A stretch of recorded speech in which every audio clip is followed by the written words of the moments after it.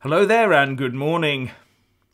Do you remember all those claims by Remainers that those who voted for Brexit were thick, ignorant, bigoted, uneducated and had to drag their knuckles through the polling booths to cast their unworthy votes? Well, according to Briefings for Brexit, evidence shows that Remainers who get the most heated over losing the referendum are driven by scorn of the working classes. Historian Robert Toombs, who is also a Brexiteer, told the Telegraph that ardent Remainers despise the working classes and are annoyed at the thought that those less worthy than themselves had decided their future for them.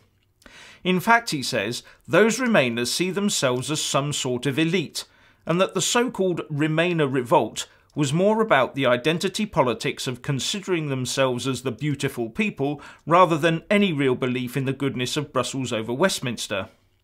And because they cannot get over the effrontery of the working class upstarts, Remainers are prepared to push the political envelope beyond legitimate politics.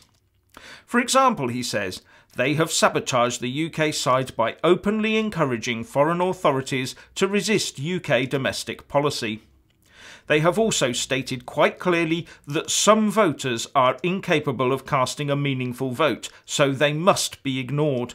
Something that takes our politics back to the days of yore when only the great and good were allowed to vote.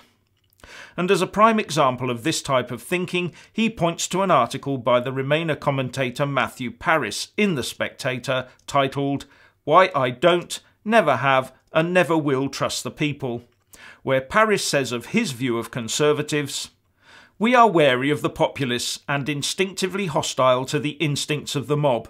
We see the popular will as a sometimes dangerous thing, to be handled, guided and on key occasions and subtly thwarted." So, where some see the outcome of a general vote as democratic and with the usual talk that the UK electorate somehow always comes up with the right answer, we now have talk of "we can't trust the stupid voter." Well, some of them anyway. As Toombs said, the enlightened elite see it as their job to govern by subterfuge if necessary. The obvious and shallow counter to this by Remainers is, of course, their call for another referendum, or more democracy as they call it. But these so-called enlightened people will cynically try to use this tactic every time they lose a vote, so as to keep us all voting until they get their desired result. Then they'll claim that the matter is settled for all time. Now, I get this sort of leave voters are thickos attitude in my own interactions with Remainers, but with a twist. "You're one of the few of the more intelligent Brexiteers," they say to me, "but all the others are thick and bigoted."